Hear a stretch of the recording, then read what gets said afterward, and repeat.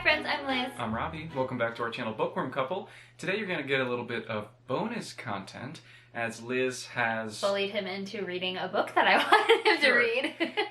More so, it suggested, yes, as we realized that book 2 of The Empyrean, I believe that's what the series is called, by Rebecca Yarros, is coming out on November 7th. I've convinced Robby to read Fourth Wing, which I'm very excited to get his opinions on, because I was actually surprised that you were so quick to say yes to read it. So why? That makes me excited. I don't know. It's not usually, it's more of my type of book than your type of book. But that's the whole point of exactly. I know, but I'm pretty surprised. Okay, great. I was excited, less surprised, more excited that you agreed to read it. All right, Robby, brief summary. Okay. You're so much better at these. Here we go. I'm going to do my best. Fourth Wing follows the character Violet Sorengale. It is about a girl, Violet, as she is put into a school. It's kind of a dark academia type book, and it is a school for dragon riders. And it essentially just follows her journey trying to survive in this school that one of the characters in the book describes as a murder factory, which I did quite enjoy, and is true. Survive in the school and hopefully attempt to bond with dragons and all of the shenanigans of kind of college-age kids in a school setting. Dragon politics.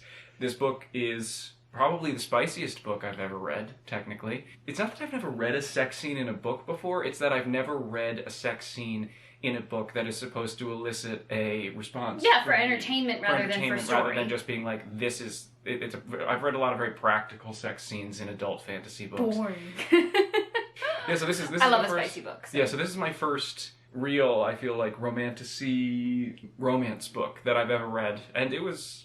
I mean, I guess I'll just jump right into my thoughts. Then here we go. Let's go. No, Let's talk about the book. It was fun. I do not think that this is the best book ever written, but this is, I think, fun fantasy at its best.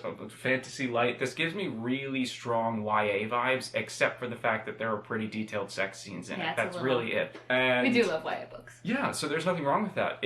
I was kind of surprised. I don't know why. Well, it reads fast, and it reads, yeah, I think you're right. It's going to be interesting that this is your first delve into that type of book, because you're definitely reading, you've started your Sarah J. Maas journey, and this very much has similar vibes to how she writes, because it definitely, like you said, kind of reads like a YA novel, which I think your meaning of that is like how fast-paced it is. Kind of.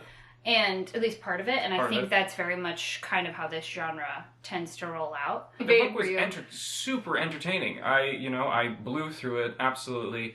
There are parts of it that I found to be somewhat silly, but the book, I felt, didn't take itself too seriously, which led to me being able to not take it too seriously and kind of just enjoy my time with it. So I actually liked it quite a bit more than I thought I would. I thought I would be rolling my eyes much more than I did. I did too.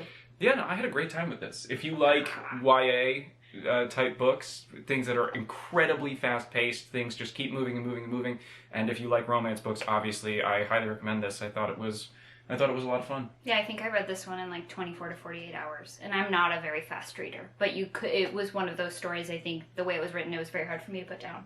For multiple reasons. For the storyline, for the romance, dragons. It's a really... I understand why it blew up the way that it did. Sure. I read it probably not in the beginning of the craze, but once it was very, very established as like a BookTok takeover. Yeah.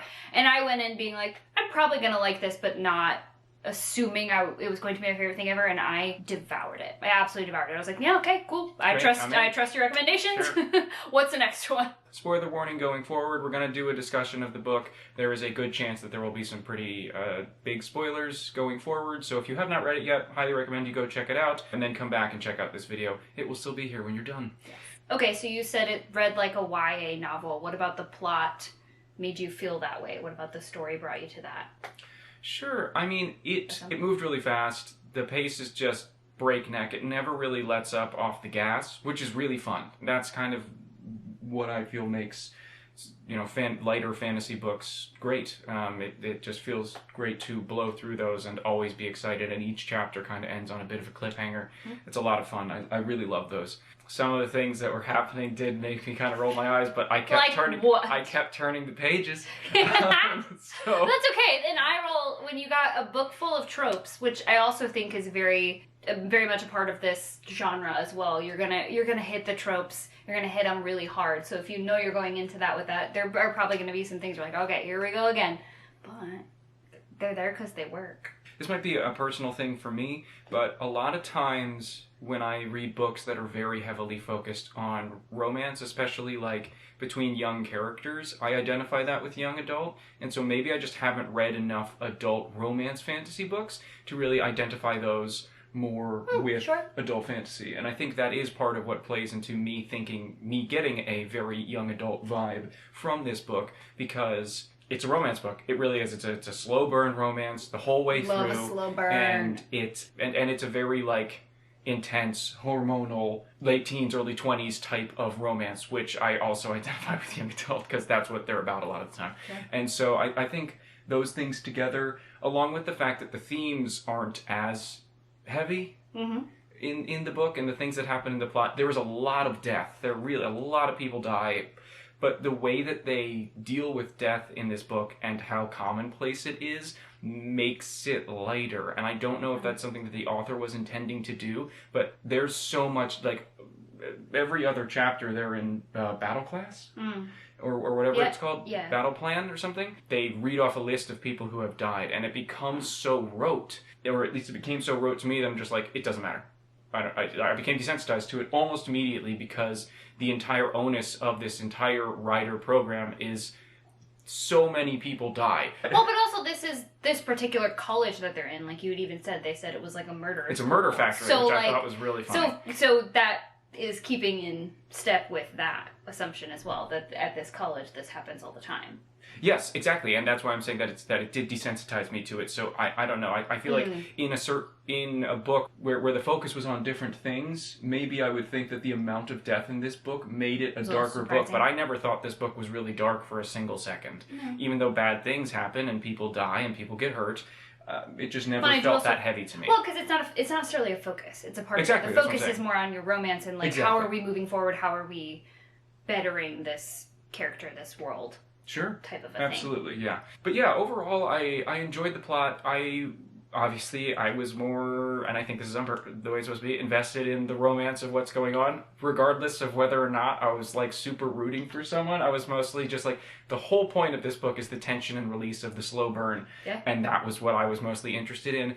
Everything that happens at the end with the Venin and all of the like expansion of the world building and kind of opening our horizons from the school to this is what's going on to the world at large, I thought was fun, but also fell a little bit flat to me, if I'm being entirely honest. I don't know why. Because it was so little so late, maybe? I think that might be it. And also they killed Liam.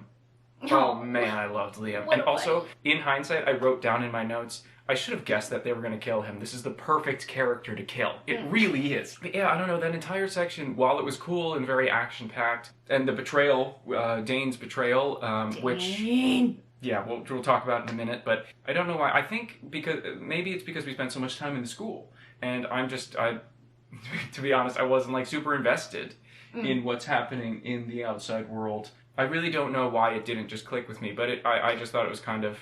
I do think, again, this is, and maybe I shouldn't say this now, but this is definitely something that I've noticed in books of this genre, that the last 70 pages are packed with something massive happening. And I feel like, so for me, I was like, yep, okay, this is time. Well, I'm ready to like go. I'm ready to like invest in this like final battle situation. Sure. So maybe I just read so many...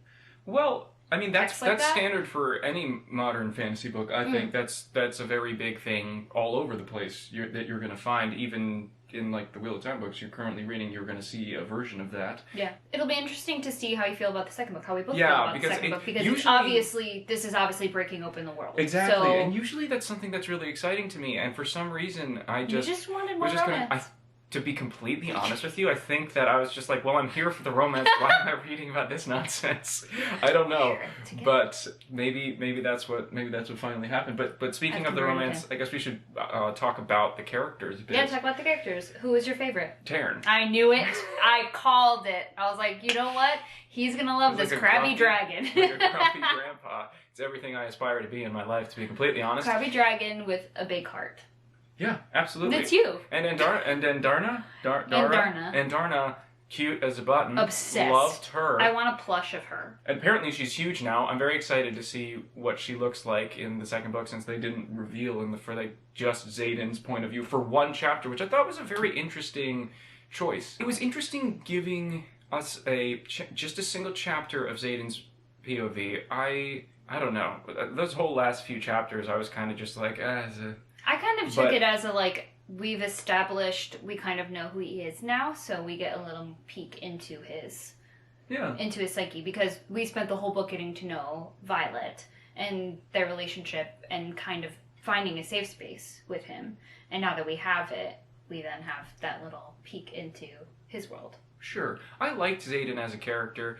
I think that he is just a step past stereotype. Yeah. And his initial description made me roll my eyes so hard. When she first sees him on the parapet, I was like, good God, okay. It's like when you're watching an animated movie or show, and suddenly a character shows up that uses a lot more lines. You're like, okay, so this hot animated character is going to be one of the main ones. Got it. Thank you. You don't need to shove it down my throat so hard. But anyway, I thought it was interesting that we got his POV at the end. It almost felt like it was pigeonholed in, because some of the stuff that happened at the end of the book where he says, I've wanted you the whole time, I was like, that's crap. I didn't buy it. I didn't buy it at all. It didn't really ruin the romance for me. I was like, I kind of assumed this is what you were going to say just because of the nature of the book, but I didn't get that as a reader, and I feel like just saying it instead of, show don't tell. You want to show don't tell, and having a chapter at the end of the book where it also specifically goes over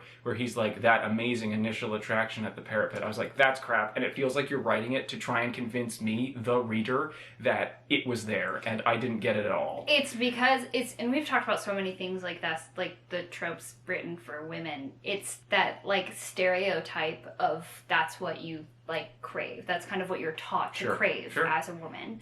And I think I see that, and I can kind of roll my eyes at it because I no longer need that in my life, but when I was a younger teen, that's all I wanted. I wanted that person, because that was what media showed you. Is that person that you've known forever, or that person that they've loved you from step one. There's not a whole lot of growing into love with people in fiction, which is honestly probably much more realistic.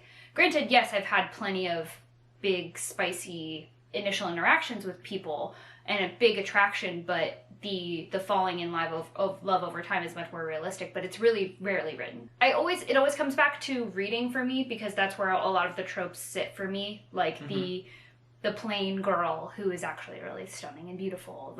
They're written for a while, and I feel like we're evolving through them a little bit, but we're still holding on to those things of that one big love, of course, the initial situation. So I think that was probably more written for the female audience, because that is, or I guess someone who's looking for a particular type of attraction from a person, because that is very much what we've been, I don't want to say taught to desire, but kind of is. And maybe not to say that is not a real desire of people, but I'm at a point where I can look at it from a bit of a different perspective, because you see the trope over and over so much in media that I see what you're saying with that, but I think I never really thought about it because I'm very used to it. Sure. Yeah. I mean, and speaking of all that romance, I guess we should talk about Dane and the love triangle. Dane is the worst, but he's written to be the worst, so I think Dane was a quite well-written character. Yeah. One of the things I'm most interested in seeing in the second book is if this author's apparent fetish for having someone cup their face is going to continue on, because boy, God, Dane cups her face all the time, and yes, I understand it's because he's stealing her memories. Which I guessed was the thing, from the beginning. Dude, the second they said that, and he put his hands on her all the time, I was like, Violet, you're being dumb. Don't trust this boy. Yes, and that's I agree. But I do also think, to add a note to that, I took that as also of his weird possession of her. Yeah. Of constantly, because this is a very intimate touch. Whereas a hand or something, a shoulder or whatever, but this is more of a you are mine type of a thing, and so I think that was probably thrown in there to make you go, oh, no, ew, don't touch me. Yeah, at first I thought it was just a weird thing, and then you said that to me, and I was like, Actually, yeah, I can see where that is. And also Dane's heel turn over the course of the book was relatively gradual. Yeah. So it makes sense that, like, you move as a reader from being like, oh, they have this very close and intimate relationship to, this is happening a lot and it's kind of weird, to being like, this is very bad. This is bad. I very early on was like, absolutely not. Supporting cast. Yeah, I love Taryn. I think Taryn's hilarious. The best. And Darna is great. I like both for dragons, very good. But also, I was gonna speak more about the human ones. Nah, who cares about those? I liked like the squad. I liked Rhiannon. I liked Riddick. I liked. I think that was his name. I loved Liam. Liam was so pure. And of course, that's why he had to die. But I liked Dylan too. Rip Dylan, gone too soon. Gone in like page 7. Which, to be fair, though, did set a good tone for what the rest of the book was going to be. But and I guess I should talk about Violet. I don't think I talked about her. I liked Violet. Violet was a good protagonist, good heroine. Yeah. I liked the frailness. I thought that was an interesting plot device, and I thought it was handled pretty well. I'm interested to see how it continues to be used and relevant, because sometimes it felt like it was only brought up and used when it was convenient for plot contrivance. And other times it was like, I've been training enough that I've just started winning all of the challenges without having to poison my opponents. But then other times I can't sit on my dragon, which I guess those would probably use very separate muscles. Yeah, but I do wonder if it's something, you brought that up to me, it was something I had forgotten about. So I do wonder if that's something, like, we'll learn more about, like, her lineage or, like, her Well, I mean, they explain body. it. I mean, her mother caught a very bad fever while she was right. pregnant. Well, I'm wondering if more will come upon that in the future. Maybe. You know, if maybe this book wasn't the place where it was settled. Yeah, maybe no, there's that might be the case. I did think it was funny that she's got like a silver and brown ombre going on. That made she's me got to laugh. have a defining feature. At least she wasn't plain. Yeah, no, it's true. We're getting better. We're also getting better at this is a trope that I've talked with Robby about for years, so that I absolutely hate. For a very long time, I feel like every female protagonist character in the books that I was reading was like described as just so plain and never felt beautiful and so plain, but this one person showed them how beautiful they were. And I can't with that. Like, just be beautiful and know you're beautiful, and that's great. But I do think it's something we're getting better at. And similarly, along with this character, I feel the other thing that frustrates me a lot with protagonists, mainly female protagonist characters, is they're like, I can't believe it would be me. It would never be me. I'd never be that powerful. Yeah. And I would love to see more of a person that just doesn't necessarily have to believe in themselves, because I'm sure we all have inner monologues in which we don't believe in ourselves, but that, like, immediate dismissal. Yeah. And I think with a female character like Violet, I think there's a lot less of that. There's more. Yeah, belief. no, absolutely. She is, and her growing confidence is one of the main themes and plot points of the book. And I thought that was really good. I thought that was well done. And especially because it was counterpointed with Dane's refusal to see her growth, which I thought was really well handled. I thought that it was written very well, and I thought it all made sense and was great. I actually really enjoyed that entire aspect of plotline of the book, and especially because it's in a school setting, and so growth of young people obviously is a main theme in most at least school setting books. I will say, it's interesting. I'm trying to rack my brain. I feel like we don't ever get a super detailed description of what Violet looks like other than her hair. Whereas Dane, and I could tell you every like freckle and divot in Dane and Zayden's faces, which makes sense. But I wondered if that was because she wanted everyone to be able to see themselves in the protagonist, or maybe I just entirely missed it. And if I did, please let me know in the comments down below so that I can be shamed and go back and read it myself. Actually, speaking to that exact point, I wrote down in my notes, it's actually kind of refreshing to see men objectified through a female gaze as opposed to the other way around. It's way less cringy when a female author does it. As far as world building goes, interestingly enough, world building, as I've said before, is one of my favorite things about books, and it was just something I don't know, I just didn't care too much about here. I was much more invested in what's happening in the school, what's going on in the school, why is the school allowed to exist when so many people die, and also I actually quite liked the magic system. I thought it was fun, and who cares about like the rules? It reminded me a lot. I don't know that I've read a Dragon Rider book since Aragon when I was a teen, and this gave me big Aragon vibes that way, just because they're both about dragon riders, and I really liked it. I thought it was a lot of fun. Who doesn't want to be a dragon rider? Exactly. Who doesn't want to be a dragon rider? I like that everyone gets their own signet and everyone's I love the powers are kind of tattoos. different. I thought that was really fun. I love a tattoo. Yeah. Fantasy, romance fantasy, I don't know, fantasy in general. I feel like fantasy loves a tattoo. They Does. love Oh, a like naturally occurring tattoo. And I feel like I would be remiss if I didn't bring up the sex scenes in this book. Just because, as I said earlier, I've never really read a book where a large part of the point of it is the slow burn romance that actually leads to sex, as opposed to just like a fully YA book where maybe the door closes or they just don't show the scene, and even if they, they just don't show the scene. Yeah, closed door romance. It was exciting. Absolutely was. I've never read a sex scene in a book that was like written as a romance scene. Again, like I said before. And not necessarily a plot device. One of the things that I was most excited about was all the euphemisms for different people's body parts. God. And I will say, we started off so great, and anytime I read one of these books, I am going to rate... I was going to say, you should definitely write down like your favorite, because there are some really flowery... We only really got one, and it wasn't even really a euphemism, but boy, did I love it. And also, none of them are for like the female form, which I'm interested if that continues, because there are some great euphemisms for male genitalia. But anyway, we go right out the gate with his length, which is just a 10 out of 10. I don't know how we're going to get better. I feel like everything else is going to be downhill from here. Because I've heard a lot of the other ones, but I don't know that I've ever heard it called that before, and I just...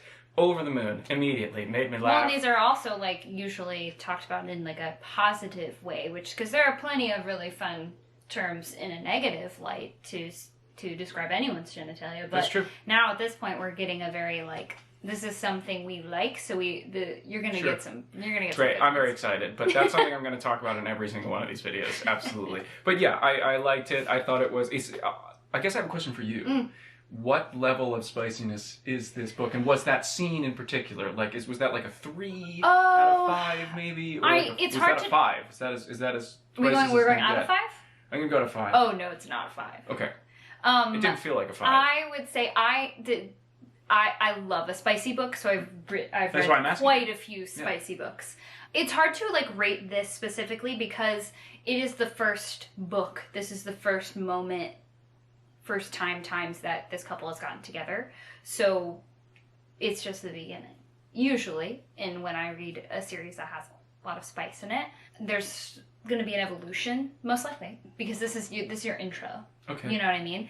I would say on a spice level, gosh, it's hard in comparison to like spice how down and dirty general. do some of them. Now, I'm talking about this specific scene compared to other specific sex scenes. How down and dirty do we get? Is this like this felt very middle of the road to me. It definitely was very middle. I was gonna say 3-ish, maybe like we're like approaching a 3. Great. Okay. Fantastic. I like reading new things. I'm interested to see what I've read unbelievably graphic depictions of violence, and it feels weird that I have never read any unbelievably graphic depictions of things that are good, not violent, not bad, like horrific things happening to other people. It feels like there should be some more equality there. Okay, so Robby, you've read Fourth Wing. I've read Fourth Wing. What's your rating? Well, first, what are we going to rate it out of? I think the obvious points is dragons. Yeah, gotta be okay, great. We're on the same page there. Dragons, yes. I'm going to give this a 4 out of 5 dragons. I think this was... I was coming in here expecting to give this a 2 or a 3. I'm really pleasantly surprised. This was really fun. I would be lying if I gave it less than a 4, because every time I picked up the book to read it, I wanted to be doing it. I was doing it because I was having fun, and I was enjoying myself reading it. So anything less than that would be disingenuous. So yeah, I liked it. I think it's a 4. I understand why people are obsessed with it, absolutely. Yeah, I mean, I would give it a 5. Great. It was I couldn't put it down. I read it so fast. I absolutely devoured it. I loved the characters, loved the world. Couldn't wait for the new one. This was one of those books, this happens to me when I read books that I really love, that I closed it and I immediately thought about starting it over again. Perfect. So. Love that. Please like and subscribe. We're going to try and get a video discussion of Iron Flame out by the end of the month. So if you want to see that, make sure that you are subscribed to the channel. And make sure you've read it first. And make sure that you've read it first, because we are going to be discussing spoilers for sure. So excited. Thank you guys so much for watching. We'll see you on our next adventure.